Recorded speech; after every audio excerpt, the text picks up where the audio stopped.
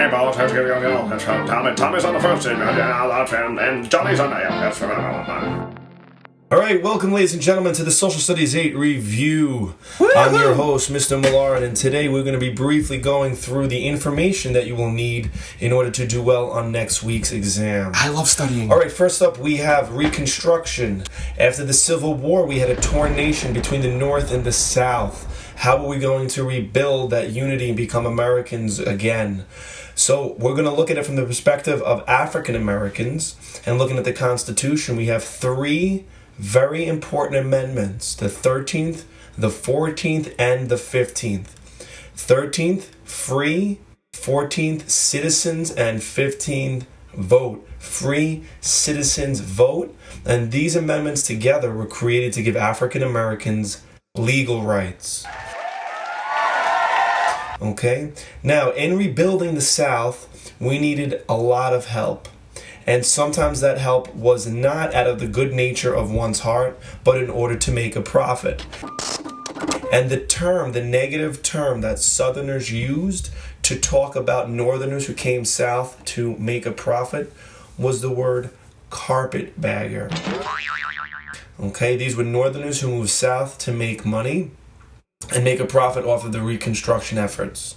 Now, in keeping with looking at African Americans after the Civil War, many state governments and municipalities had created things like poll taxes, literacy tests, grandfather clauses, and all of these different rules and regulations were created to prevent African Americans from voting. 15th Amendments, they were not being enforced, and we'll learn later in the year how we rectify or fix that situation. Now, one of the questions that is begged to be asked is, well, slavery is over. What happens to the slaves, the former slaves, what we would call freedmen, that they're going to be quote unquote free in the sense that they aren't forced to work. However, there's not many options for them to do other jobs. So we're going to call this sharecropping, which was an agricultural system, which is farming, for African Americans after the Civil War. Okay, the next topic we're going to discuss is Manifest Destiny, or at least the completion of it, which you started learning in 7th grade. One of the key things you want to remember is the Transcontinental Railroad, and this was created to expand commerce or trade between the East and the West, so bridging the East Coast to the West Coast from the Atlantic to Pacific Ocean. And this was a way that created jobs for many immigrants, such as German immigrants, Chinese immigrants, and the such. Now, to get people out west, you have to lure them there. You need a carrot and stick. How are you going to motivate people to get out west? One of the things the government did is they offered up land to anyone willing to settle out west, and this was done through the Homestead Act. The Homestead Act gave free land to any American willing to settle out west. One of the negative aspects of that, obviously, was the loss of land for Native Americans. In keeping with talking about Native Americans, the Dawes Act was created to Americanize the Native populations. This was done partly as a sense of ethnocentrism, in other words, Americans feeling that they were better than the Native Americans, so that the only way the Native Americans could survive was becoming like their American counterparts in the way that they looked, the way they spoke, the schools they went to, and the religions they practiced. Next, you need to understand is the second part of the American Industrial Revolution.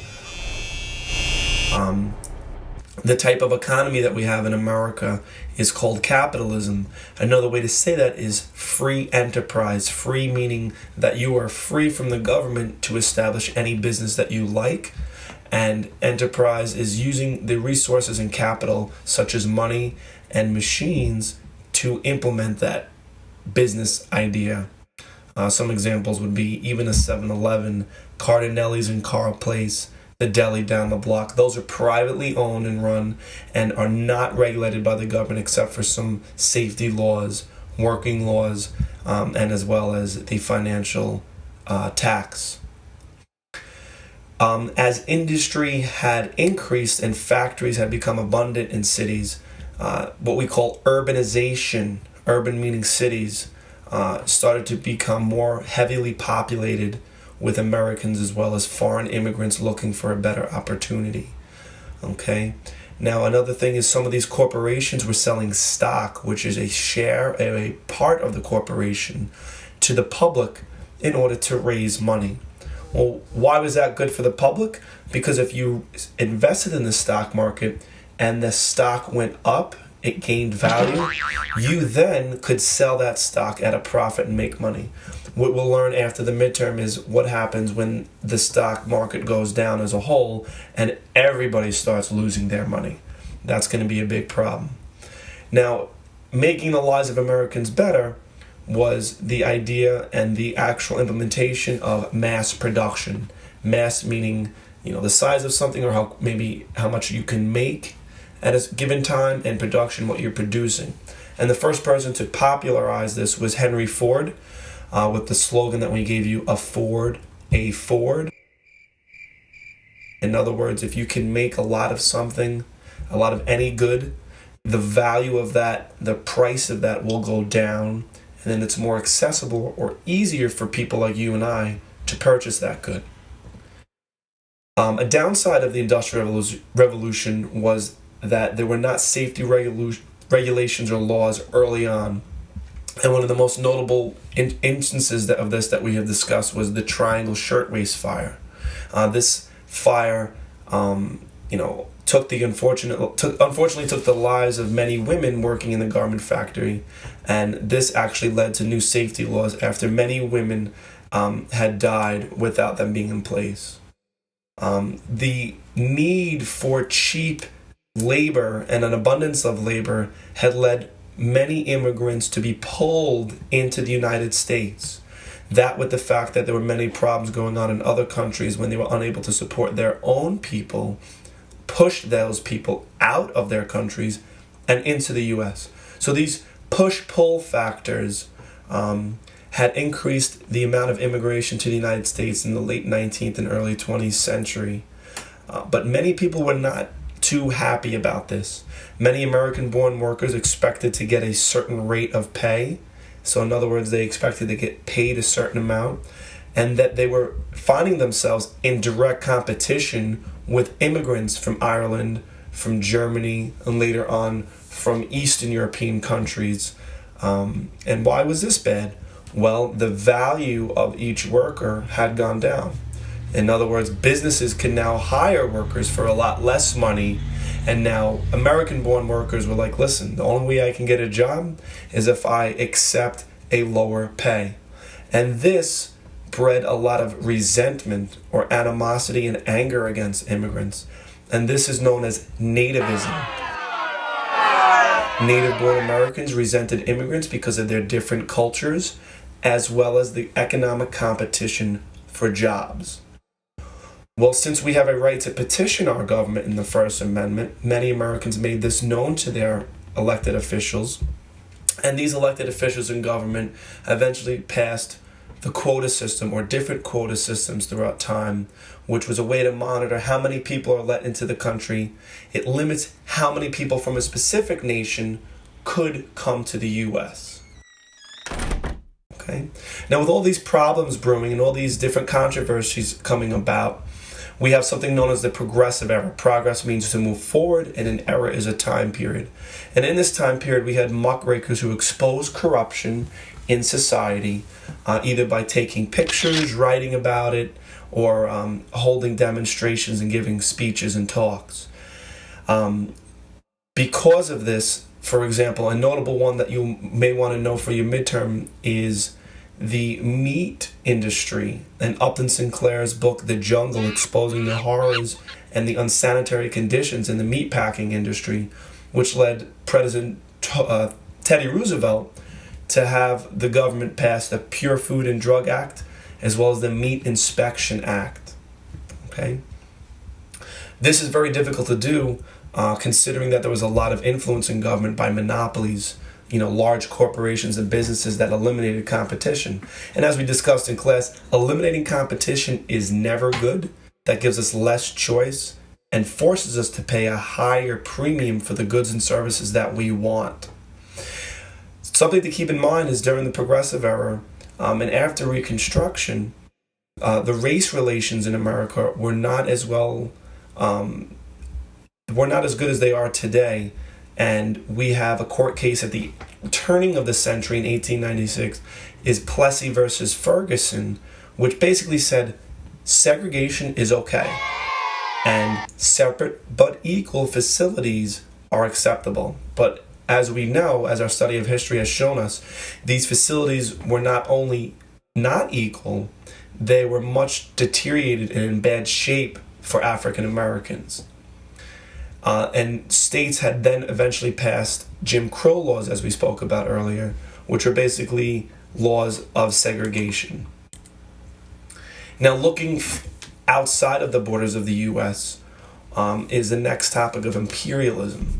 The question you may be asking is, well, why do we have imperialism? Why are we looking out of our shores? Didn't George Washington have a farewell address where he said, be wary of foreign entanglements, don't get involved in other issues? Absolutely. However, times have changed. We have the Industrial Revolution. We have a need for our economy to survive and for our way of life to survive by having natural resources. So businesses are always looking to make a profit and minimize or have low costs. Well, how are they going to do that? They're going to get cheap natural resources. Where are they going to get this? From foreign nations. One of the most far-reaching nations that the U.S. had traveled to was China. And there we have what we call the open door policy, where the U.S. wanted trading rights with China so that we could be in equal competition to our European counterparts. Looking down more towards the south in Latin America, we have the Panama Canal. So Teddy Roosevelt uses the big stick diplomacy, which basically says, listen, you ask very nicely for what you want, and if you don't get it, then you bring in the big guns, you bring in the artillery. And that's exactly what he did with Colombia and Panama by helping foster a revolution so that the Panamanians would revolt, segregate themselves from Colombia, and then allow President Roosevelt to build the Panama Canal. So in other words, we used our military, our force, to get what we want. Was that fair to Panama and Colombia? It's up for debate. But what you need to know is that the Panama Canal was created a shorter route from the Atlantic to the Pacific Ocean. And this allowed merchants to move goods in a much quicker and cheaper pace. And in doing all of this, we also come across the Spanish-American War, where many American businesses had an interest in Cuba, in the sugar plantations, and they wanted to have a good outcome, a positive outcome on their behalf after the Spanish-Cuban War. So America had gotten involved on the side of the Cubans and fought the Spanish, kicking them out and gaining further control of Cuba. Well, the question is, how did we get involved in this war? There was the sinking of the USS Maine, where there was much controversy as whether or not this was blown up by Spain, or there were other scenarios that were what makes the U.S. look more at fault. And how is this communicated to the public? There is no TV, there's no real primary footage, primary documents, except newspapers. And to sell newspapers, you have to captivate the audience's attention. So what do the newspapers do? They exaggerated or made up stories to sell newspapers, and that's called yellow journalism. Okay, moving forward.